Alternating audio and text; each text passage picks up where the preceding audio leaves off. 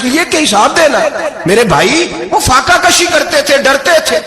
یہاں تو لوگ کھا کے بیمار ہیں، کھاتے جا رہے ہیں، سوتے جا رہے ہیں، کھاتے جا رہے ہیں، سوتے جا رہے ہیں۔ یہ بھی وقت آئے گا رمضان شریف کا، سویرے درس پہ آؤ کہتے نیند بڑی آتی ہے، سویرے 2 سپارے پڑھ کے سویا کرو کہتے صاحب نیند بڑی آتی ہے، فجر کے بعد ہی تو وقت ہوتا ہے اللہ اللہ کرنے کا، سحری کا، کھاتے جا رہے ہیں، سوتے۔ لوگ جماعت سے نماز نہیں پڑھتے سو جاتے، جماعت کا ثواب چھوڑ کے سو جائیں گے۔ بھائی رمضان مبارک میں فاقہ کشی کی ٹریننگ ہوتی ہے، فاقہ کشی کی تربیت لے، رمضان میں روکے اپنے آپ کو، تربیت ہوگی۔ اور ہمارے صوفیاء فرماتے ہیں جو زیادہ کھاتا ہے اس کا نفس اس کو زیادہ پہ مائل کرتا ہے، خواہشات نفس پیدا ہوتی ہیں۔ میرے نبی پاک علیہ السلام نے جوانوں کو حکم دیا ہے، یا معاشر الشباب، او جوانوں، یا رسول اللہ کیا حکم ہے؟ فرمایا یا نکاح کر لو اگر طاقت ہے، نہیں طاقت تو روزے رکھو۔ حضور روزے سے کیا ہوگا؟ فرمایا تمہارا نفس کچلا جائے گا، شیطان وسوسہ اندوزی نہیں کرے گا۔ آج نوجوان بڑھ بڑھ کے کھاتا ہے، بہت زیادہ کھاتا ہے، کبھی اس ہوٹل سے کھاتا ہے، کبھی اس ہوٹل سے کھاتا ہے۔ اتنا زیادہ کھائیں گے تو نفسانی قوتیں اچھل کر کے آئیں گی، مشکل ہو جائے گا۔ شادیاں دیر سے ہوتی ہیں، ماں باپ آنکھیں بند کر کے بیٹھے ہوئے ہیں۔ اگر ماں باپ کی ذمہ داری ہو اور ماں باپ نکاح نہ کرے تو نبی پاک نے فرمایا بچے گناہ کریں گے تو جتنا گناہ بچے کو اتنا باپ کو بھی ہوگا۔ تو ماں باپ چپ ہیں، دوسرا شادی مشکل بڑی ہے، مہنگی بڑی، اور تیسرا نہیں کر رہے کچھ لوگ تو روزے بھی نہیں رکھ رہے۔ تو رمضان ان کے لیے بھی وقت ہے، نفسانی قوتیں کچلی جائیں گی، کھانا جتنا کم کھایا جائے گا اتنا وجود کے اندر نفسانی خواہشات کم پیدا ہوں گے۔ تو رمضان تو پریکٹس ہے مجاہدے کی، دین کی۔ اور دوسرا میرے حبیب پاک صلی اللہ علیہ وسلم نے فرمایا ہے، حضور فرماتے ہیں کہ رمضان اور قرآن کا آپس میں رشتہ ہے۔ قرآن پاک کتنا پڑھنا چاہیے روزانہ؟ زیادہ سے اللہ جزا دے، امید ہے آپ زیادہ سے زیادہ ہی پڑھتے ہوں گے۔ بھائی سنیں، حدیث مبارکہ میں نبی پاک نے فرمایا رمضان اور قرآن دونوں مل کے نا، بڑی پیاری حدیث ہے، فرمایا دونوں مل کے اللہ کی بارگاہ میں میری امت کی سفارش کریں گے۔ رمضان اور اللہ اکبر، کس طرح؟ نبی پاک فرماتے ہیں رمضان کہے گا اے اللہ دن کے وقت میں نے اسے تیری رضا کے لیے کھانے پینے سے باز رکھا، اور قرآن کہے گا یا اللہ رات کو تیری رضا کے لیے کھڑا ہو کے یہ قرآن سنتا تھا۔ رمضان اور قرآن دونوں سفارش کریں گے۔ ہم نا بڑا کچھ پڑھتے ہیں، سنتے ہیں، سیکھتے ہیں، اب یقین کریں یہ کھاتے بھائی کا بھائی سے اختلاف ہو جانا تو وہ 30 سال پرانے کھاتے کھول کے لے آتا ہے، ساری رات ڈھونڈتا ہے کہ میرے پیسے کہاں سے نکلتے ہیں، پڑھ لیتا ہے۔ قرآن پاک کی باری آتی ہے تو نہیں پڑھتے قرآن پاک۔ ابا جی کا ختم ہوتا ہے تو مانگتے پھرتے ہیں، کہتے 2 قرآن پاک 10 قرآن پاک۔ یہ باتیں بتانی نہیں چاہیے، کرنی نہیں چاہیے، لیکن چونکہ تربیت کے لیے بیٹھا ہوں تو کر دیتا ہوں۔ میرے شاگردوں سے پوچھیں، یہاں مدرسہ ہے الحمدللہ، درجنوں طلباء ہیں، اساتذہ ہیں، میرے پیر بھائی ہیں، اور میرا یہ دعویٰ ہے کہ شاید کو کسی سے اتنا پیار کرتا ہو جتنے میرے شاگرد اور مرید مجھ سے کرتے ہیں، لیکن میں نے کبھی کسی سے نہیں کہا کہ ذرا سورت فاتحہ پڑھ کے دینا، میں نے اپنے ابا جی کو ثواب دینا ہے۔ پوچھ لیں کسی سے نہیں کبھی کہا، کبھی نہیں میں نے کہا کہ ذرا مجھے تھوڑا سا قرآن پڑھ دیں۔ میں اس کو ناجائز نہیں کہتا، پڑھوانا چاہیے، لیکن میں اپنے والدین کے لیے کبھی سوال نہیں کرتا کہ مجھے ذرا پڑھ کے دو، میں نے بخشنا ہے، اس لیے کہ میں نے ذاتی طور پہ روٹین بنائی ہے۔ میں سمجھتا ہوں کہ کائنات کے اندر میرے اوپر جن لوگوں نے احسان کیا ان میں سب سے زیادہ حصہ میرے ماں باپ کا ہے۔ میں سمجھتا ہوں اس بات، کتنا نالائق ہوں میں کہ میں 1 مہینے میں ایک قرآن پاک بھی پڑھ کے ان کی روح کو احسان نہیں کر سکتا۔ میرا یہ طریقہ ہے ذاتی، میں قدغن نہیں لگاتا، میرا ذاتی طریقہ یہ الحمد سے شروع کرو اور 2 سورتیں چھوڑ کے قرآن پاک ختم کر دو آخری، اور پھر فلق اور ناس صورتیں ساتھ لے جاؤ۔ یہاں بیٹھ کے سالے ثواب نہیں کرنا، ختم نہیں دلانا، ساتھ لے جاؤ، قبر پہ کھڑے ہو جاؤ اور فلق اور ناس صورتیں قبر پہ بیٹھ کے تلاوت کرو، اور جو قرآن مجید پڑھا ہے ان کی روح کو وہاں احسال کرو۔ او بھائی، اولاد جب ماں باپ کے لیے پڑھتی ہے تو اسے کہنا نہیں پڑتا اللہ بخش دے، اس لیے کہ اولاد کی نیکیاں خود بخود ماں باپ کے کھاتے میں جمع ہوتی ہیں، خود نیکیاں جمع ہوتی ہیں۔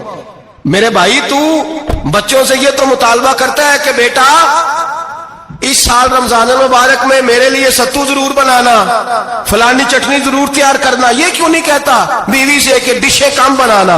تو بھی بیٹھ کے قرآن پاک پڑھ، میں بھی قرآن پاک پڑھتا ہوں، ادھر آؤ بیٹا یہاں بیٹھ کے تلاوت کرو، میں بھی کرتا ہوں، بیٹی ادھر آؤ بیٹھ کے قرآن پاک پڑھو۔ کتنا وقت لگتا ہے؟ حافظ اور قاری اور علماء اگر پڑھے تو 20-25 منٹ لگتے ہیں قرآن پاک کا سپارہ پڑھنے میں، اور اٹک اٹک کے پڑھنے والا بھی پڑھے تو 1 گھنٹہ لگ جائے گا۔ اور میرے نبی پاک صلی اللہ علیہ وسلم نے فرمایا جو قرآن پڑھتے ہوئے اٹکتا ہے اللہ اسے ڈبل ثواب عطا فرماتا ہے۔ فرمایا جو زبانی پڑھے سنگل ثواب، جو دیکھ کے پڑھے اسے ڈبل ثواب۔ حضور کیوں؟ فرمایا اس لیے کہ میرا قرآن دیکھنے پہ بھی اللہ ثواب عطا فرماتا ہے، قرآن دیکھنے پہ بھی اللہ ثواب دیتا ہے، دیکھنے کا بھی ثواب۔ رمضان شریف میں قرآن پاک پڑھے، کھول کے پڑھے۔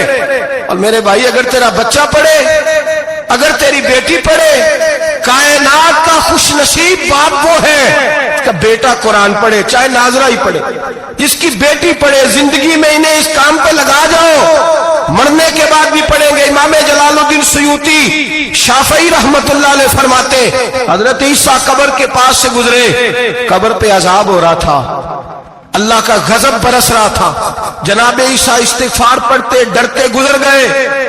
تھوڑی دیر کے بعد، چند گھنٹوں کے بعد گزرے تو اسی قبر پہ پھول کھلے ہوئے تھے، رحمت برس رہی تھی۔ حضرت عیسیٰ علیہ السلام عرض کرنے لگے مولا تو بے نیاز ہے، میری طاقت نہیں تیرے کاموں میں بولنے کی، پر ابھی تو یہاں عذاب ہو رہا تھا، ابھی رحمت برس رہی ہے۔ جناب عیسیٰ کہتے ہیں آواز خدا بندی آئی، عیسیٰ بندہ بڑا گناہگار تھا، پاپی تھا، مجرم تھا، خطا کار تھا، لیکن جب اس کا انتقال ہوا، اس کی بیوی حاملہ تھی، اس کے پیٹ میں بچہ تھا، بچہ اس کے انتقال کے بعد پیدا ہوا، آج وہ 4-4.5 سال کا ہوا ہے، مکتب میں گیا ہے، مدرسہ میں گیا ہے، استاد نے بسم اللہ شریف پڑھائی ہے، فرمایا اس نے توتلی زبان سے کہا ہے بسم اللہ الرحمن الرحیم کا ایسا مجھے بتلا اس زمین پر وہ معصوم جسے ابھی رحمان اور رحیم کہنا نہیں آتا، وہ توتلی زبان سے مجھے رحمان اور رحیم کہے اور میں اسی زمین پہ اس کے باپ کو عذاب دوں؟ فرمایا اس نے ایک بار رحمان اور رحیم کہا ہے، میں نے اس کی باپ کی قبر کو نور سے معمور فرما دیا ہے،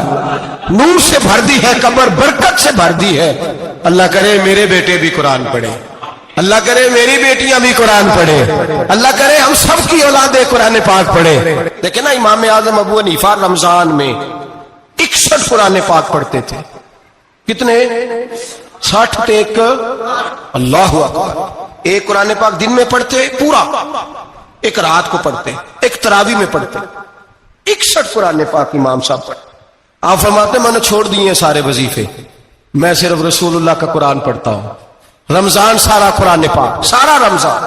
اب تو عادت ہی نہیں رہی ہمیں قرآن پاک، اگر لوگ ناراض نہ ہو تو محفل نعت ہوتی ہے تو تلاوتیں کتنی ہوتی ہیں، اور نعتیں ہم نے ذوق ہی نہیں بنایا، ذوق ہی نہیں بنایا ہم نے تلاوت قرآن کا، اس لیے کہ قراء علماء فقراء ان کو ہم تیار ہی نہیں کر رہے، ہم تو ایکٹر پال رہے ہیں جو پیسے لیتے ہیں نعت خوانی کے، معاذ اللہ۔ او میرے بھائی کیا قرآن میرے نبی کی نعت نہیں؟ حضرت عائشہ صدیقہ رضی اللہ تعالیٰ عنہ کے پاس صحابہ گئے، کہنے لگے اماں جی ہمیں نبی پاک کا اخلاق بتلائیں، تو اماں جی کہنے لگی جاؤ جا کے قرآن پاک پڑھو، کالا خلقہ القرآن، سارا قرآن میرے نبی کے اخلاق کا ہی نام ہے، یہ ساری نعت ہے، یہ ساری نعت ہے۔ اس نعت کو سننے لوگ کیوں نہیں آتے؟ اتنا راش میں اپنے نعت میں اتنا تراویح پہ کیوں نہیں ہوتا؟ اور ملت کا جوان یاد رکھے، بوڑھے تراویح پڑھتے ہیں، ضعیف تراویح پڑھتے ہیں، گھٹنوں میں درد ہے تراویح پڑھتے ہیں، بیمار بوڑھے تراویح پڑھتے ہیں، جوان وہاں چوک میں کھڑے۔ کیا جوانی اس لیے ہے چوکوں میں کھڑا ہوا جائے؟ کیا جوانی اس لیے ہے کہ سعودی عرب جانے کے لیے پاسپورٹ بنانا ہو تو 2.5 گھنٹے کھڑا رہے تو، شناختی کارڈ کے دفتر تو کھڑا رہے، پروٹیکٹر کے لیے کھڑا رہے، کافروں کے سامنے کاسا لیسی کرنے کے لیے تو کھڑا رہے، تو نوکری پہ جائے تو ساری رات کھڑا رہے، اور تو قرآن کے لیے کھڑا نہیں ہوتا؟ میرے محبوب نے فرمایا من قام ایمانا واحتسابا غفر له ما تقدم من ذنبه، فرمایا جو رمضان المبارک میں اللہ کی رضا کے لیے گناہوں کی معافی کے ارادے سے قیام کرے گا، راتوں کو عبادت کرے گا، اللہ اس کے پچھلے سارے گناہ معاف فرما دے گا۔ نوجوان ارادہ کریں، پروگرام بنائیں کہ انشاءاللہ قرآن پڑھنا بھی ہے، قرآن پڑھوانا بھی ہے، سننا بھی ہے، اور انشاءاللہ بولیے سننا بھی ہے اور پڑھنا بھی ہے اور پڑھانا بھی۔ ہمت کریں، دلیری کریں، آ کے کھڑے تو ہو، اللہ توفیق عطا کرے گا۔ پہلی بات یہ کہ روزہ رکھیں، دوسری بات یہ کہ قرآن پاک کی تلاوت کریں، اور روزہ رکھیں تو روزے کے سارے حسن سمیت اسے رکھیں۔ نبی پاک نے فرمایا رمضان غمخواری کا مہینہ ہے، غمخواری کریں۔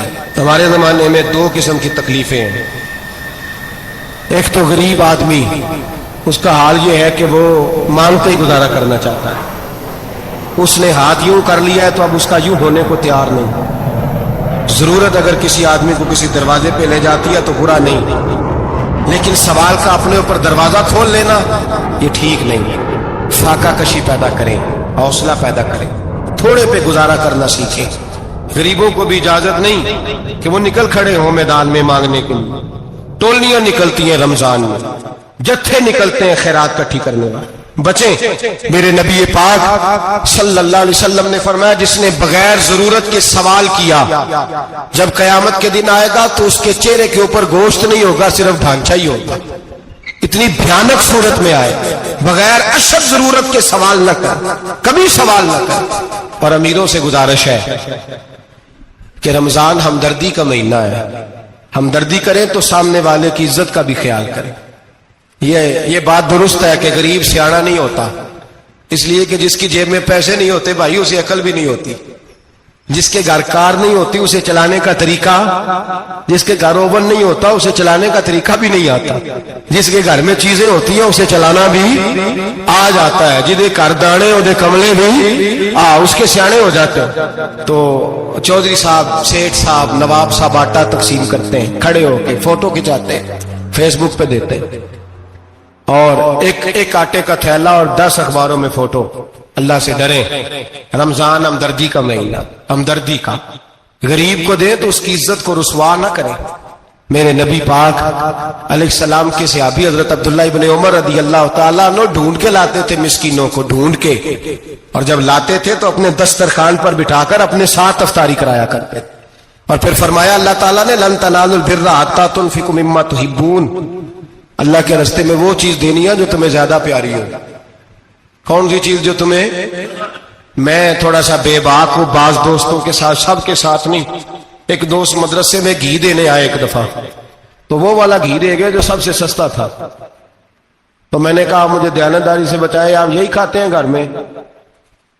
کہنے لگے نہیں۔ تو میں نے کہا پھر ہم نے بچے مارنے کے لیے تو نہیں نہ رکھے ہوئے، کیا وہ والا گھی اللہ کے راستے میں پیاری چیز دے رہی ہے نا، اس لیے گلے گلے نوٹ لوگ مسجد کے گلے میں ڈال جاتے ہیں، پھٹے ہوئے ڈال جاتے ہیں، کہتے ہیں جوڑ لیں گے مولوی صاحب۔ او خدا کے بندے، پیاری چیز دینی تھی تو نے، اور تو نے اس کا ترجمہ الٹ کر لیا ہے۔ سمجھ لیں رمضان المبارک میں کسی غریب کی مدد کرنی ہے تو ساتھ اس کی عزت بھی کرنی ہے۔